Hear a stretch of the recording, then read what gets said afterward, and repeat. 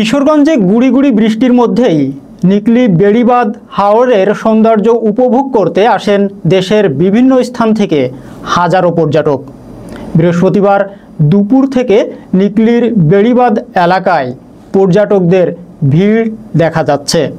মোহাম্মদ ওয়াহিদের তথ্য ও ভিডিও চিত্রে দেখুন বিস্তারিত।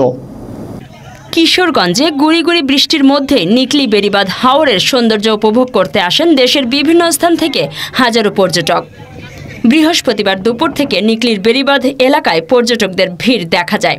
তবে এইবার পানি কম থাকায় হাওরের প্রকৃত সৌন্দর্য উপভোগ করতে পারছেন না বলে অনেকেই জানিয়েছেন।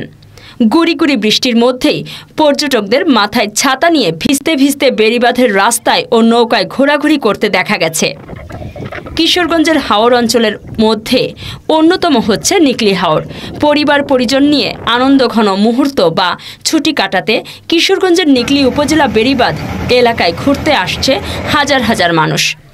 দেশের বিভিন্ন অঞ্চলের পর্যটকরা দল বেঁধে শত শত মোটর বাইক এবং প্রাইভেট কার, মাইক্রোবাসে করে পরিবার পরিজন নিয়ে ছুটে আসেন এখানে। সেই সঙ্গে পর্যটকদের আগমনে এই উপজেলার কয়েক হাজার হতদরিদ্র পরিবারের জীবনমানের উন্নয়ন ঘটছে।